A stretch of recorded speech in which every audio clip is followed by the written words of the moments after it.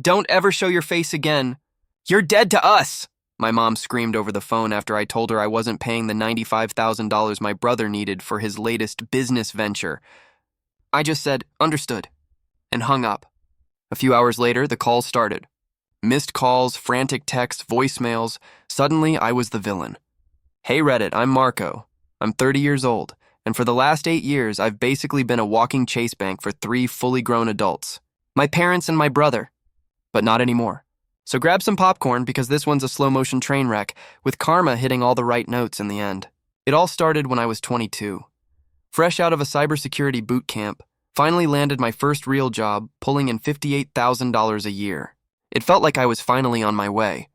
My parents threw this big dinner to celebrate. Lots of smiles, speeches about how proud they were. But before dessert even hit the table, Mom was already hinting about my brother Dylan's rent problem.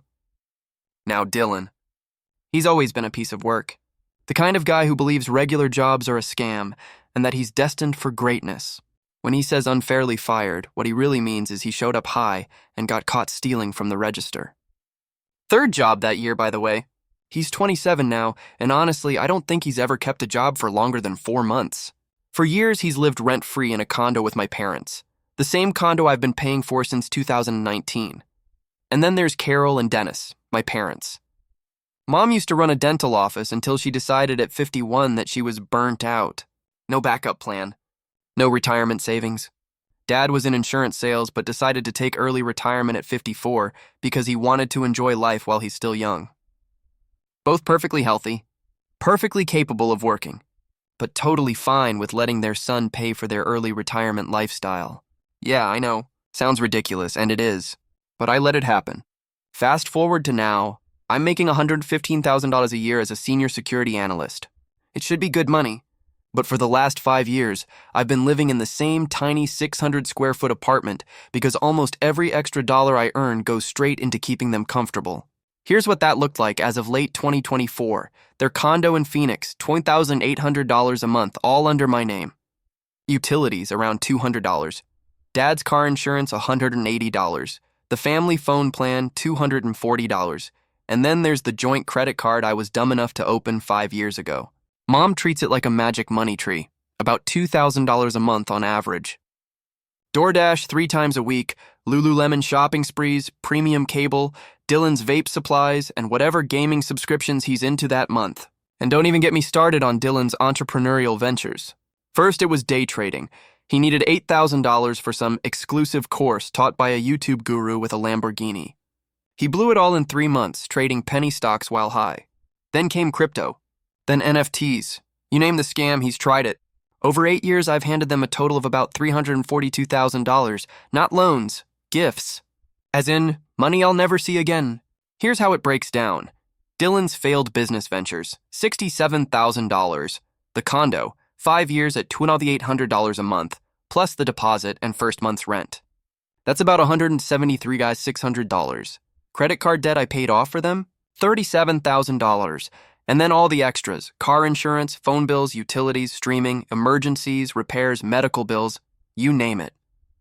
Another $63,400 gone. My role in this family was clear. I was the responsible one. The fixer. Meanwhile, the family group chat was basically a highlight reel of everyone else's soft life. Dylan posting about his next big business idea, Mom sharing brunch photos, Dad planning trips, and me sending money eating ramen at my desk. My buddy Alan from work, ex-Marine, brutally honest guy, had been telling me for years to cut them off. He'd watch me heat up instant noodles while scrolling through my family's restaurant selfies and just shake his head. He once told me, "You're bleeding out while asking them if they need a tourniquet." He wasn't wrong, but I kept making excuses. They're family. They need me. I'm doing fine, except I wasn't. At the time, I had maybe $2,800 in my checking account, $3,200 in savings. That's it, my car? A 2006 Honda Accord with 180,000 miles. But I kept telling myself it was temporary, that I just had to hang on a little longer until things got better. Then about 3 months ago, I started noticing Dylan getting real active in the family chat again. He was sharing screenshots about some crypto trading mentorship program. Photos of Lamborghinis, stacks of cash, testimonials about people making 6 figures in a few months. It was so predictable I could practically write the script myself. I knew what was coming, the "this time it's different" pitch. I just didn't realize this would be the thing that finally broke me. So it's a Wednesday night around 9 p.m. I'm at my desk, exhausted, trying to wrap up a few audits before bed. Then my phone explodes. The group chat is going off again. Hundreds of messages, emojis, fire, rockets. Dylan's just announced he's been accepted into the Crypto Kings elite mastermind. The real deal, apparently. According to him, these guys have a proven system with a 97% success rate. The founder supposedly turned $5,000 into $8 million in 18 months. Registration closes Monday, and guess what? Mom and Dad are already helping him pack for a boot camp in Miami. Mom's texting like she's bursting with pride. Dad's talking about how Dylan's finally found his calling, and I'm just sitting there staring at my phone, watching the same old movie play out again. I finally ask, so how much does this program cost? And Dylan says it casual as ever, $95,000. That was it, the line. The breaking point, 8 years, $342,000. And they still looked at me like an open wallet instead of a brother or a son. So when Mom called later yelling that I was dead to them for saying no, I didn't argue. I just said, understood. And I hung up.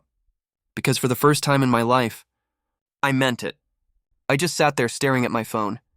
Miami boot camp? Yeah, none of that sounded free. So I asked the question that was burning in my chest. How much does it cost? He said it so casually, like he was talking about lunch money, $95,000. But before I could even react, he launched into the pitch. That price, he explained, included everything. 6 weeks of housing, one-on-one mentorship from actual millionaires, access to secret trading algorithms, lifetime support, and apparently people were making their money back in a month. I took a deep breath. Tried to stay calm. That's a lot of money, I said. I don't think I can swing that. Silence. Not just a pause, a full 2 minutes of dead quiet in the group chat. Then my phone rang. It was Mom, and the second I heard her voice, I knew she'd already decided I was the villain of this story. She couldn't believe I was saying no. I make over $100,000 a year, she said, so how could I possibly not have money? I tried explaining again that I'm already covering their rent, their utilities, Dad's insurance, the credit cards. There's nothing left. But she made it sound like I'd just confessed to running over her dog. She said Dylan had been struggling for years and that this was finally his chance. And here I was, about to ruin it, because I was being selfish. Selfish after 8 years of paying for everything. I told her flat out, I literally don't have $95,000. I'd have to take out loans. Her answer? Then take out the loans. This is your brother. This is family. Then came the speech. The one about sacrifice, about how much they'd done for me growing up. And I almost laughed, because I'd given them over $300,000 in 8 years. But somehow that was disrespectful because they never asked. Which was complete BS. They asked every single month. Then Dad got on the phone doing his calm, reasonable voice thing. Marco, think about Dylan's perspective. He's been working so hard. This could change all our lives. I snapped. Dad, your son has never worked hard a day in his life. Every business, every big idea I funded, and every single one failed. I've lost over $60,000 on him alone. What perspective are we talking about?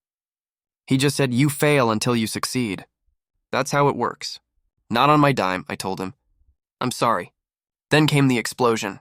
Arguing, shouting in the background, Mom snatching the phone back. Her voice turned ice cold. You know what, Marco? Fine, be selfish. But don't come crying to us when you're old and alone because you chose money over family. We're done. You're dead to us. And then, click. She hung up. I sat there, phone in my hand, heart pounding. Dead to them. Over $95,000. The group chat blew up again. Dylan with a wall of text about how I've always been jealous, Mom saying I'm tearing the family apart, Dad calling me immature. And then Dylan's parting shot. Hope you enjoy your lonely-ass life, bro. When I'm a millionaire, don't come asking me for anything. I looked around my tiny apartment. The peeling couch. My old laptop that I couldn't afford to replace because they always needed something first.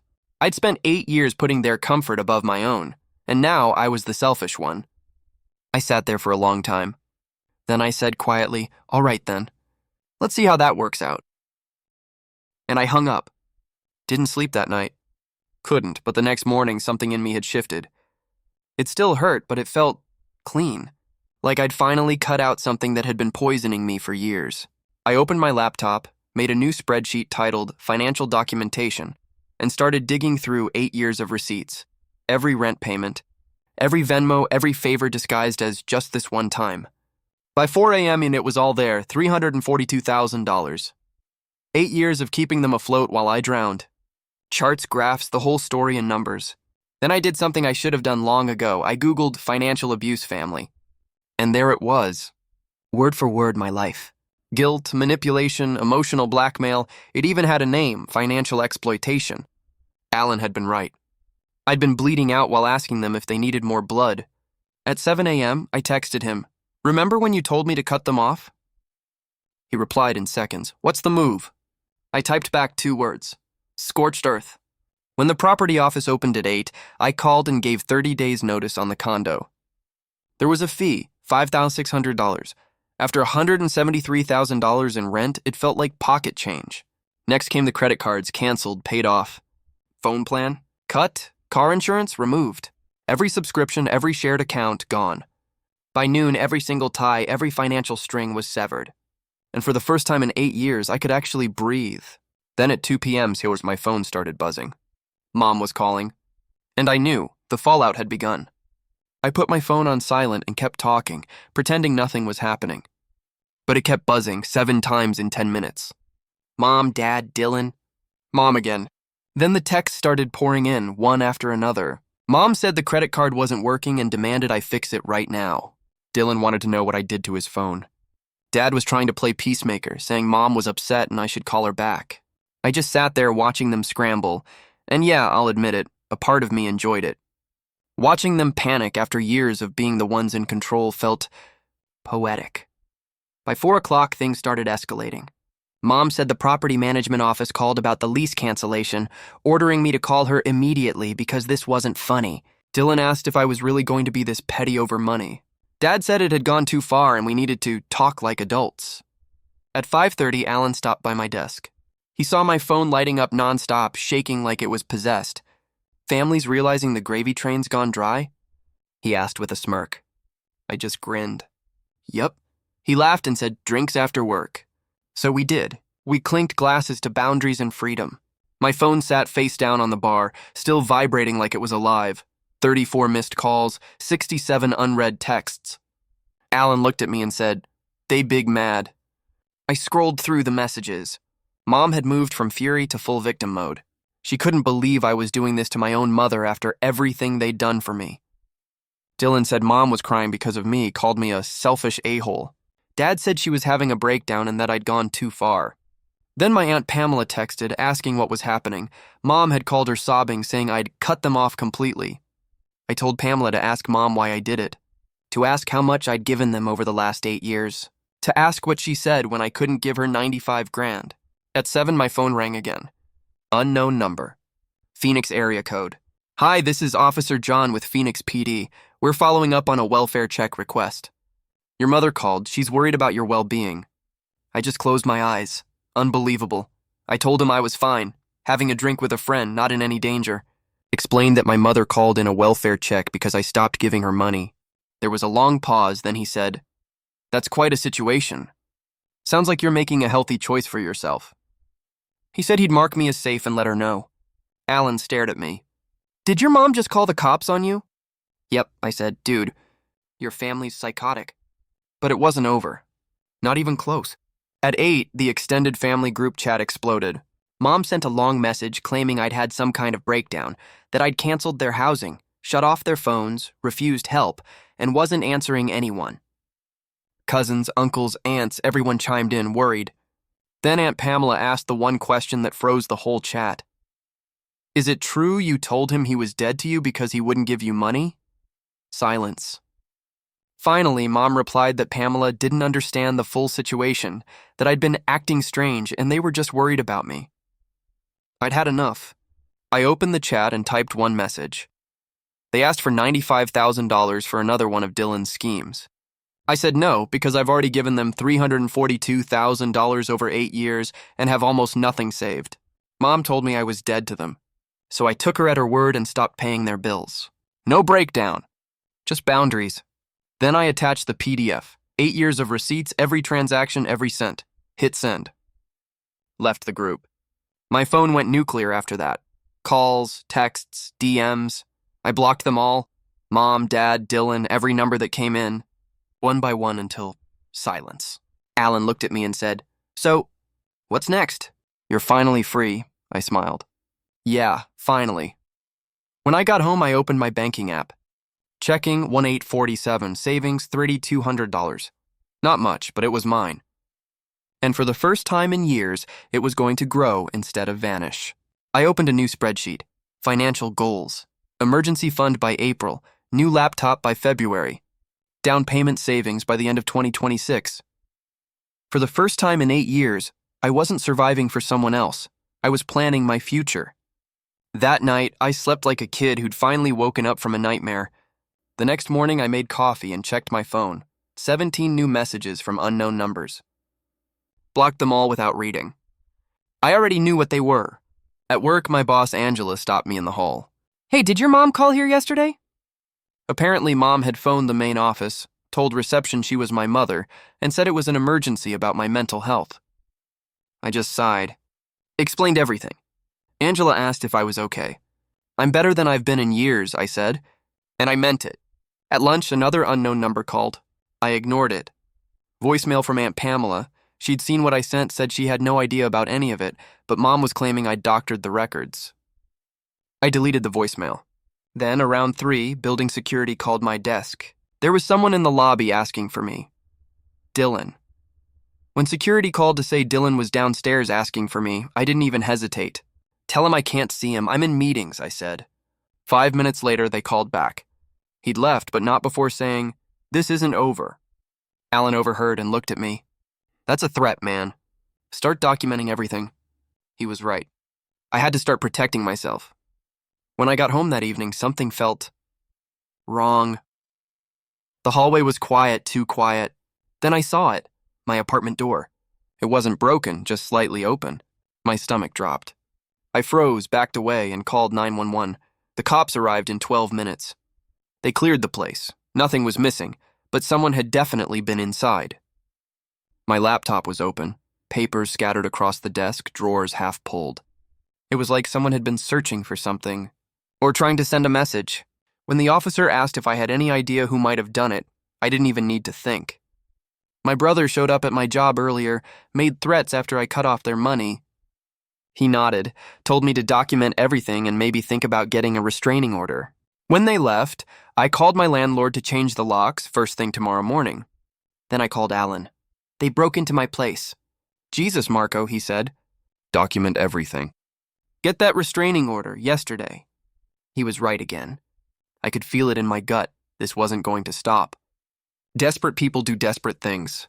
Later that night, around 9, I was typing notes for the police report when my phone rang. Unknown number again. I hit record before answering. It was my dad. His voice was calm, rehearsed. "Marco, we need to talk about this. Your mother's devastated." Dylan's furious. "This has gotten out of hand. Just come to dinner this weekend. We'll sort it out." "Sort what out?" I asked. "The part where I gave you $342,000 and you called me dead to you? Or the part where Dylan broke into my apartment today?" Silence. "What do you mean, Dylan?" he asked. "I mean, my place was broken into. Cops were here. Things were moved. Someone's been inside," he sighed. "Marco, you're being paranoid. Dylan wouldn't—" "Dad," I cut him off. "Someone broke in the same day he showed up at my job making threats. You're calling me from a new number after I blocked you. This is harassment. It's illegal. Tell Dylan to stay away. Tell Mom to stop calling my office. And delete this number. We're done." I hung up. Blocked him too. That night I barely slept. Every creak in the hallway made my heart jump. I knew this was going to get worse before it got better, but I wasn't their victim anymore. A few days later, my mom showed up at my building. The doorman didn't let her up, but she waited outside for over an hour. That was it. I was done playing nice. Alan gave me the name of a lawyer, Peter, a family law guy. I met with him the next morning and laid everything on the table. 8 years of bank statements, texts asking for money, the welfare check, the break-in, the threats, the calls to my workplace, all of it. He flipped through the pages, his expression darkening. Finally, he looked up and said, "This is textbook financial exploitation. And what they're doing now? Straight up harassment. We can file restraining orders against all three of them." We filed the next day. 2 days later, the judge approved temporary restraining orders. Mom, Dad, Dylan, all barred from coming within 500 feet of me, my home, or my job. A week later, they were officially served. I knew the moment it happened. My phone lit up like Times Square. Unknown numbers. Dozens of calls. Dozens of texts. By 5 p.m., I had 28 missed calls and 56 messages. I sat on my couch, hit play on the voicemails one by one. Mom's voice cracked with fury. "You served your own mother with a restraining order?" "You've lost your mind, Marco. This is insane. I'm calling a lawyer." Dylan's message came next. "A restraining order? Seriously? I just came to talk. You're psychotic." Then Dad, calm, collected, chilling. "This was unnecessary and cruel. We're your family. We deserve better than this." "Sure, Dad." I deleted them all and forwarded every message to Peter. Proof they were already violating the orders. The hearing was 3 weeks later. And just when I thought they couldn't stoop lower, I got served at work. A process server handed me papers right there in the lobby. My parents were suing me for $150,000, claiming I had borrowed money from them. I actually laughed out loud in the parking lot. They were calling the $342,000 I'd given them loans. Peter took one look and said, "Don't worry. This is retaliation. It'll get tossed." At the hearing, their lawyer tried to play it down, said this was just a family disagreement, that restraining orders were extreme. Peter didn't even blink. He laid out everything: 8 years of evidence, screenshots, police reports, financial records. The judge flipped through the stack, looked right at my parents, and said, "I'm granting the permanent restraining orders. 3 years. No contact. 500 feet minimum." Then she looked at their attorney and said, "And about that lawsuit? It appears retaliatory." I'd think carefully before continuing. They didn't, but that was fine. Peter filed a motion to dismiss. A month later, we won. The judge threw it out with prejudice and ordered them to pay me $6,200 in legal fees for wasting everyone's time. For the first time in my adult life, justice didn't just happen. I made it happen. When the judge read her ruling, the room went still. My mom started crying, the kind of quiet, broken crying that sounds like it's coming from somewhere deep.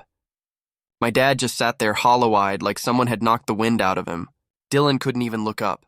He just stared at the floor, but me, for the first time in years, I could finally breathe. Peter and I walked out of that courtroom, sunlight on our faces, and for once I felt free. It was over. Legally, emotionally, it was over. 3 months later, I packed up my old life and moved.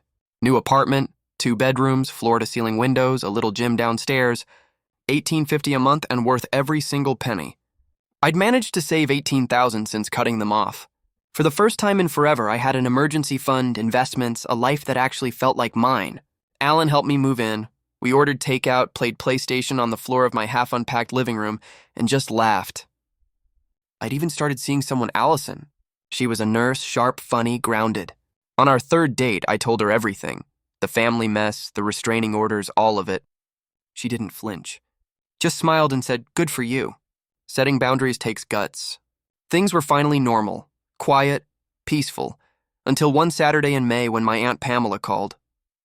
My mom was in the hospital, collapsed from stress, blood pressure through the roof. She was stable, but then came the part that hit like a punch. They were basically homeless. My parents and Dylan had been bouncing between motels in their car. Pamela said Mom wanted to see me, had something to say. But there was still a restraining order. I told Pamela I was sorry, but I couldn't help. Not anymore. 2 weeks later, a letter showed up at my old address. My landlord forwarded it. 2 pages handwritten from my dad. It was different this time. No manipulation, no guilt trips. He said they were wrong. That they used me. That when I finally stood up for myself, they lashed out instead of listening. It all sounded so real. But I didn't buy it, not yet.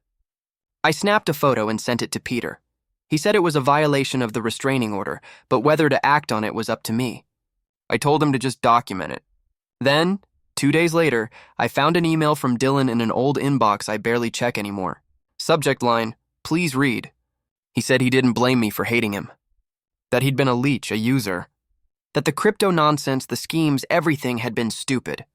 He was working at Pizza Hut now, trying to save for his own place. For once, it sounded like he actually got it. I forwarded the email to Peter. Another violation, sure, but not a threat. Peter said it was my call. I sat with it for a while, then decided to respond. I told Dylan I appreciated the message and hoped he was sincere. But I couldn't rebuild what they broke. Not now, maybe not ever. I wished him well and asked him not to contact me again. He replied 2 minutes later. He understood. And that was it. I blocked his email. That night, over dinner, I told Allison about the letter and the email. She asked if I thought they were really sorry. I said maybe, but being sorry doesn't give me back 8 years of my life. She squeezed my hand. You don't owe them forgiveness, she said. And she was right. 6 months after the restraining orders, my life didn't even look like the same one. I'd saved $47,000, halfway to a down payment on a house. Got another promotion, team lead, 6 figures in bonuses. Allison and I moved in together. Alan and I still had Friday night drinks, brothers in everything but blood. For the first time, I was truly happy. Then August came. Aunt Pamela called again. Not on their behalf, she said, just to let me know. My parents had been evicted from another motel and were living in shelters now. Mom's health was fading. Dad had a scare of his own. Dylan was still working, but barely surviving. Pamela wasn't asking for money, just wanted to pass along a message. Mom was sorry, truly sorry. I told her I couldn't go back. They made choices, bad ones, and now they were living with them. She said I was right. I thought that was the end of it. But a month later, another letter arrived. Mom again, from a women's shelter this time. She said Dad was in a men's shelter across town. Dylan was sleeping in his car. And for the first time, she admitted everything. That she raised me to be dependable, responsible, and then used those very things against me. That she tied my worth to what I could give. And sitting there, letter trembling in my hands, I realized she wasn't just apologizing. She was finally seeing what she'd done. She wrote that she'd taught me something she never meant to. That love, in her world, had always been conditional on my usefulness. That she never really saw me as a person with dreams, limits, or needs of my own, just as the solution to whatever problem they were drowning in at the moment. And when I stopped being that solution, when I finally said no, she lashed out like I'd betrayed her. But I hadn't betrayed anyone. I had just finally stood up for myself. She said she was so sorry, that she didn't expect forgiveness and she didn't deserve it. She just needed me to know she finally saw what she'd done, that I deserved better. Parents who celebrated my success instead of draining it. A brother who lifted me up instead of dragging me down. And she was right about that. I read that letter 3 times. Then I slipped it into the same folder as the others, my growing archive of their apologies and their ongoing violations of the restraining order. About a month later, another envelope showed up, not from her this time, but from the court. My parents had filed for bankruptcy, and right there, listed in their debts, was $150,000 owed to Marco Webb. According to them, it was for loans I had refused to repay. I laughed, but it wasn't funny. It was rage, disbelief, exhaustion, all tangled together. Even after everything, they were still trying to twist the truth. Still trying to take... I called Peter immediately. He didn't even sound surprised. This is serious, he said. They just committed bankruptcy fraud by listing a fake debt. We filed an adversary proceeding within the deadline, laying out 8 years of records, transfers, texts, statements, every single dollar I'd given them, every plea for help, every just this once. The bankruptcy trustee reviewed everything and issued a ruling that November. The claimed debt was thrown out completely, disallowed. The trustee's report even said, the debtors appear to have misrepresented the nature of these transactions and referred the case to the U.S. Attorney's Office for potential fraud investigation. 2 weeks later, I got a letter confirming it. The case had been officially referred to federal prosecutors. Then, about 3 weeks after that, my phone rang. It was Rachel, an assistant U.S. attorney handling the case. She said they'd reviewed my evidence, and it was thorough, airtight. They were considering filing charges. She asked if I'd be willing to testify if it came to that. I sat there silent for a second. My parents, my own mother and father, and facing federal charges. Because they couldn't stop exploiting me. Because they'd rather destroy themselves than admit I wasn't their bank anymore. I told her yes. I'd testify.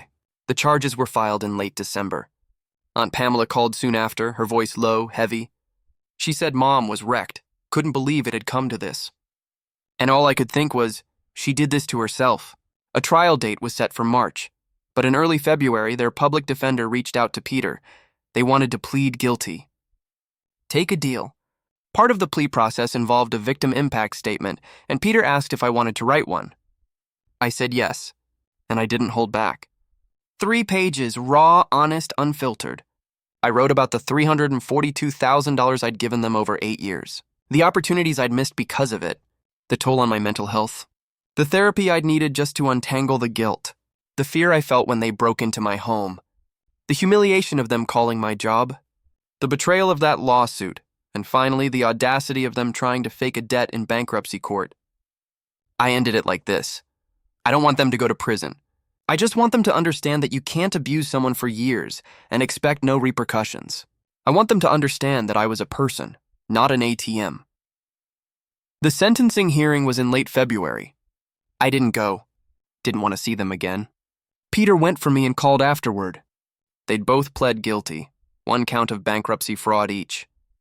The judge sentenced them to 3 years probation, 200 hours of community service each, and ordered $6,200 in restitution, the legal fees they'd forced me to spend. But that wasn't all. The judge extended the restraining orders, 5 more years. Peter said the judge had read my victim statement out loud in court. Said Mom cried through the whole thing. The prosecutor had recommended no jail time, considering their age and lack of a record. But the judge made it clear. 1 wrong move, 1 violation, and they'd go to prison. When Peter called to tell me it was over, I just sat there for a long time. Quiet. Still.